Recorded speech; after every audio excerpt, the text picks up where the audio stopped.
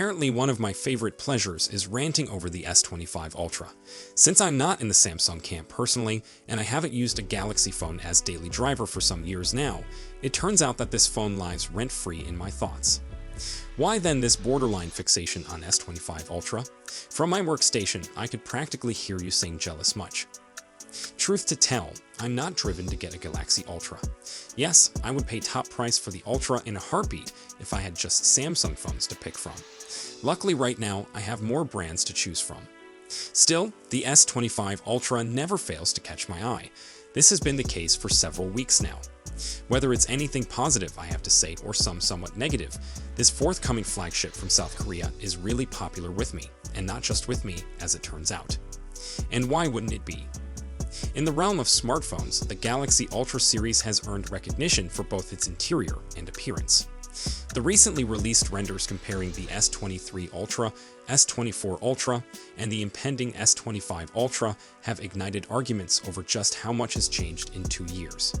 But have we reached a point where these so-called modifications are little more than tiny tweaks to a design that has, for all intents and purposes, played out? Yes, the S23 Ultra's harsh, rectangular edges give way to somewhat softer corners in the S25 Ultra, and the bezels are smaller, but basically they are versions of the same candy bar design.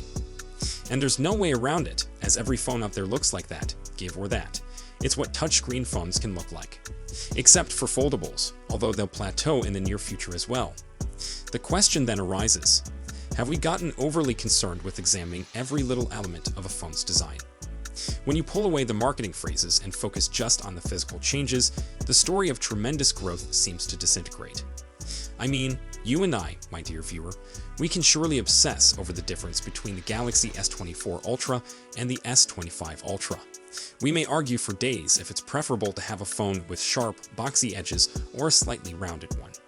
However, I'll be having a hard time displaying the photo above to a non-tech-savvy person and convincing them that these are some completely different phones with separate, non-identical design philosophy behind each of them. Yeah, no, unlike smartphones, car models are typically upgraded every 5 to 7 years, enabling time for considerable breakthroughs and obvious redesigns. Compare a car's generational jump to the annual cycle of flagship phones, and it's simple to see why advances in smartphones feel modest. Car manufacturers can afford to make bold design decisions because their timetables and profit margins allows them to. Smartphones, however, function under tighter limits, driven by the continuous pace of technical and consumer demand. It's true, the candy bar form factor dominates, and producers have perfected their art to such a degree that there's little opportunity left for dramatic change. In many respects, this is a reflection of the maturity of the smartphone market. Once distinguished by drastic jumps, Sony Ericsson phones were considerably different from Siemens and from Nokia phones, for example. The industry today lives on perfecting what works. Still, it would be unjust to fully dismiss the alterations as minuscule and unworthy of consideration. Personally, I'm a fan of the S24 Ultra's aggressive, boxy design. In my opinion, it's unmistakable, even iconic in its clarity. The turn toward a more rounded, iPhone sequel appearance with the S25 Ultra will be hailed by some, but I view it as an effort to appeal to a wider audience. Of course, rounded edges and flat sides might lack the stunning aggressiveness of their predecessors, but they convey a sense of comfort and homogeneity that matches with present trends. Furthermore, the alterations aren't purely ornamental. The change to shorter and more uniform bezels boosts the immersive quality of the display, and the addition of new hardware enhancements like a higher resolution ultra-wide camera and enhanced cooling systems should not be disregarded. These are meaningful upgrades that could enrich the user experience. After Samsung placed its whole attention behind Galaxy AI features for last year's Galaxy S24 portfolio, expect that to continue with the S25 models, including the Ultra. Samsung's high-end phone figures to get a new chipset, some substantial camera enhancements, and all the AI features you could desire, as one of the best Samsung phones gets its annual update. Samsung hiked the price of the S24 Ultra to start 2024, asking $1,299 for the phone after the S23 Ultra had cost $1,199. That would seem to preclude a price boost for the S25 Ultra, but the cost for premium phones is on the rise. Indeed, Analyst Ming-Chi Kuo thinks that the Snapdragon 8 Elite expected to power the Galaxy S25 Ultra could drive up the cost of the phone. Other reports imply that materials cost may push Samsung's hand as well. Meanwhile, the political uncertainty in South Korea, along with exchange rates, could boost the cost of the S25 series. However, it's unsure if this will end up happening to the US-bound version. A leaked retail listing also implies that a price raise may be in store for the Galaxy S25 Ultra in Europe. Samsung already has an offer in place to help you save money on its new phones. Go to the Samsung website or the company's Shop Samsung app by January 22 and register to pre-order one of the products announced during Unpacked. You'll qualify for a $50 credit, with an additional $300 instant credit available to everybody who registers and pre-orders. You'll also be able to save up to $900 with a trade-in credit when you give Samsung your current phone. Having shifted to titanium for the frame of the S24 Ultra, we don't suppose Samsung would make a change for the S25 edition. Likewise, Samsung has utilized the same basic design for subsequent Ultras, with the cameras stacked in vertical rows on the back of the phone with the lenses emerging slightly from the rear. So far, many leaked photographs and renders seem to support this, but without so many sharp corners. A Galaxy S25 rumor tips the display of Samsung's entry-level model to rise in size, hitting 6.36 inches compared to 6.2 inches for the S24. A similar report suggests that the S25 Ultra screen will approach 6.9 inches, a tiny increase above the 6.8-inch display on the S24 Ultra, although we're not sure how much faith to put into that claim. At the very least, it would match the screen size of the iPhone 16 Pro Max. Recently, phone companies have been striving to one-up each other by improving the maximum brightness of their handsets' displays. Indeed, Samsung has played this game too, upping the max brightness of the S24 Ultra to 2,600 nits, after the S23 Ultra clocked in at 1,750 nits. However, display specialist Ross Young thinks that Samsung will employ M13 OLED displays for economical reasons. As that's the same panel used by the S24 Ultra, the new phone would miss out on the brighter M14 OLED panels offered by rival handsets like the Pixel 9 Pro. Though one new rumor has countered this, stating that the S25 Ultra could offer a special high brightness mode that increases the screen up to 3,000 nits, the same as the Pixel 9 Pro. Cameras form the highlight feature of the Ultra model, since that's the phone Samsung favors, with a 200 megapixels main sensor paired with a 100 megapixels space zoom function. We'd expect some form of improvement to that configuration next year, and early Galaxy S25 Ultra camera rumors hint we may be onto something.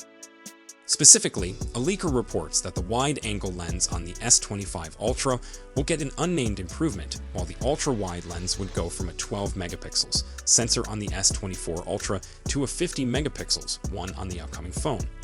That leak originally surfaced before to the S24's launch, but more recently, camera specs have resurfaced that claim to offer the exact details on the ultra-wide camera. Specifically, the 50 megapixel sensor will use 4-in-1 pixel bitting to produce 12.5 megapixels photos. Other Galaxy S25 Ultra ultra-wide camera characteristics include a 23.2mm focal length and a /1.7 aperture, EIS stabilization, and 4080x3060 resolution. Furthermore, the telephoto lens of the S25 Ultra is likely to gain variable capabilities. We're not sure what that means exactly, but we think it has something to do with the ability to adjust focal length while connect to a single sensor. Leaker Isaac's81 thinks this may feature fixed focal lengths between 4 to 5x zoom and then again between 6 to 7x zoom. The end result would be smoother zooms, particularly while recording video. However, there's suspicion that Samsung may be testing a prototype that skips the second telephoto lens, leaving the S25 Ultra with 3 camera lenses instead of 4. While Ice Universe has rejected this, the issue as to which chipset will power the S25 Ultra cleared up greatly after Qualcomm revealed its new Snapdragon 8 Elite system-on-chip in October. The silicon figures to feature in the top Android phones coming out in the next year, and Samsung has already announced that it plans to incorporate the Snapdragon 8 Elite in its phones, without naming which models. Leakers seem to anticipate that every S25 model that arrives this year will contain the Snapdragon 8 Elite, Leaker Ice Universe has claimed so, and their knowledge concerning Samsung phones tends to be very trustworthy. It appears assured the S25 Ultra will feature the Snapdragon 8 Elite, regardless of what Samsung decides to do with the normal and Plus variants. Should the Snapdragon 8 Elite power the S25 Ultra as projected, we're looking at a huge potential performance bump. That's based on our own Snapdragon 8 Elite evaluations using a Qualcomm reference device, where the new chip improved upon the S24 Ultra score in the Geekbench 6 by 40% on the single-core test and 42% on the multi-core one. Frame rate numbers in the 3D Mark Wildlife Unlimited test jumped by 24% over Samsung's current flagship. At least this power output might arrive without making the phone overly hot. Improved cooling is believed to be an S25 Ultra feature. Another report claims that the S25 Ultra may get quicker UFS 4.1 speeds that could increase the phone's performance even more. It doesn't sound like it's coming to other S25 models either, which offers additional motivation by the S25 Ultra. Not only would it be able to handle on-device AI capabilities, but this has other practical implications, such being able to capture 4K video directly to a hard drive, a feature that Apple has supported since the iPhone 15 Pro Max. The Galaxy S25 Ultra could see its RAM capacity boosted to 16 gigs, up from the 12 gigs of the present S24 Ultra. That change would be ideal for multitasking and dealing with AI feature requests. However, this may only be a possibility in China and Korea. A more widespread RAM increase might be a last-minute shift to a 12nm module, made because the 13nm units Samsung plan to use weren't good enough. It's a difference that Samsung's unlikely to bring much attention to, but it might still have a favorable impact on the S25's thermal performance and energy usage. When it comes to battery life, we're not sure how Samsung could squeeze in a greater power pack than the 5000 mAh cell in the S24 Ultra. Since that smartphone scored on our top phone battery life list with a 16-hour, 45-minute result on our battery test, we're not exactly worried about S25 Ultra battery life. However, speculations say that the same 5000 mAh battery will be in place with the S25 Ultra and the same 45-watt charging speed too. But battery life could still get a boost thanks to enhanced GPU efficiency. Indeed, the Snapdragon 8 Elite offers faster performance while consuming less power, with power efficiency projected to improve by 44% with the chipset CPU and 40% with its GPU. We've also heard that the S25 series could offer Qi2 magnetic wireless charging, the first big Android phone to do so. Based on Apple's MagSafe, Qi2 uses a magnetic ring to ensure perfect alignment with wireless charging coils, enhancing efficiency and delivering quicker 15-watt basic charging speeds. The magnets also enable for greater accessory support, including grips, stands, wallets, and even wireless charging battery packs. However, the anticipated reduction to the S Pen's capabilities, deleting Bluetooth capability, is a strange move that could frustrate longtime aficionados of Samsung's pen invention. This leads me back to the basic question: are these changes large enough to warrant excitement? While the answer depends on individual perspective, one thing is apparent: the leap from one flagship to the next is no more about spectacular reinventions, but about minor tweaks. Maybe we've reached a point where even tiny modifications might feel like enormous changes. So that's all we know for now. We'll be sure to keep you updated as soon as we have more information. Thanks for watching.